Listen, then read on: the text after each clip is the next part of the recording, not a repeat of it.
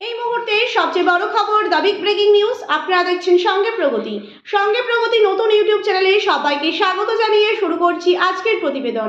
আজকের প্রতিবেদনের মূল বিষয়বস্তু, আবারও কিন্তু 2026-এর বিধানসভা নির্বাচনের আগে বামেরা সমবায় নির্বাচনে জয় পেল। বীরভূমের নলহাটিতে বামেদের যে বিশাল জয়, প্রায় 12টি আসনের মধ্যে 12টিতেই কিন্তু বামেদের যে জয় তা একেবারে অনবদ্য। এবং দেখা যাচ্ছে যে এই বিধানসভা বীরভূম যে কেন্দ্রটি, এই বীরভূমে কিন্তু 11টি বিধানসভার আসন। এই 11টির মধ্যে বামেদের কিন্তু শক্ত ঘাঁটি বলা যেতে পারে নানুরে কিন্তু শ্যামলী প্রধান, তিনি কিন্তু প্রাক্তন বিধায়ক, অর্থাৎ সিপিআইএমের প্রাক্তন বিধায়ক। তিনি 2024-এর লোকসভা নির্বাচনে যেভাবে জান কবুল করা লড়াই করেছিল, এবারে 2026-এর যে বিধানসভা নির্বাচন তার আগে তার যে নির্বাচনের যে ভোট প্রচার থেকে শুরু করে জনগণকে একত্রিত করা, তা কি এবার কতটুকু সফলতা পাবে, তার আগে দর্শক বন্ধুদের জানিয়ে রাখি, অবশ্যই চ্যানেলে নতুন দর্শক হয়ে থাকলে চ্যানেলটিকে সাবস্ক্রাইব করে যুক্ত থাকুন নতুন ভিডিওর আপডেট পাওয়ার জন্য। ভিডিওটি ভালো লেগে থাকলে অবশ্যই লাইক করুন, শেয়ার করুন, আপনাদের মতামত অবশ্যই কমেন্ট বক্সে কমেন্ট করে জানান। বীরভূম একসময় বামেদের শক্ত ঘাঁটি ছিল। এই শক্ত ঘাঁটিতে বামেরা কি আবারও তাদের নতুন রাজনৈতিক পথ চলা শুরু করতে পারবে 2026-এর বিধানসভা নির্বাচনের নিরিখে? এবং দেখা যাচ্ছে যে এই যে বীরভূমের নানুর, নলহাটি, হাসান এবং মুরারই, এইসব এলাকাতে বামেদের কিন্তু একসময় লাল ঝান্ডার লাল ঝড় ছিল।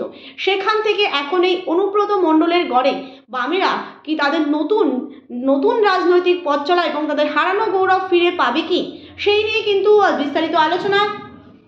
দর্শক বন্ধু জানিয়ে রাখি যে 2026-এর বিধানসভা নির্বাচনের আগে বাম এবং কংগ্রেস একত্রিত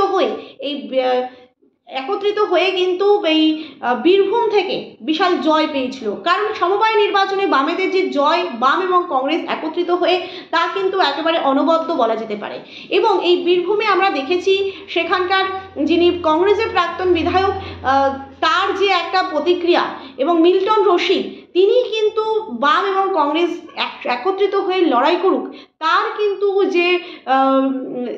কিন্তু যে সোশ্যাল মিডিয়া অ্যাকাউন্ট, সেখান থেকে কিন্তু দেখলে বোঝা যায় যে তিনি কিন্তু চান যে বাম এবং কংগ্রেস একত্রিত হয়ে শাসকের বিরুদ্ধে লড়াই করুক। তা কিন্তু আমরা এর আগেও দেখেছি।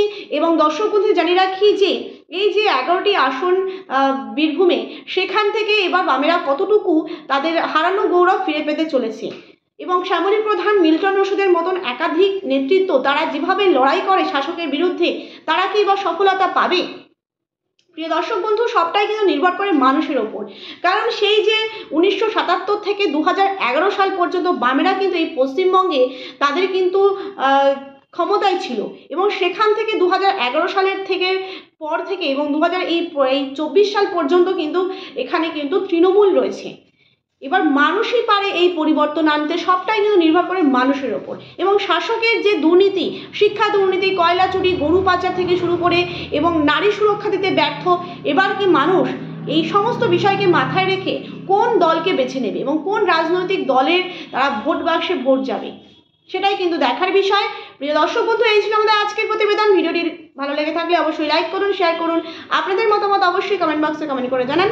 নতুন দর্শক হয়ে থাকলে অবশ্যই চ্যানেলটিকে সাবস্ক্রাইব করে পাশে থাকবেন।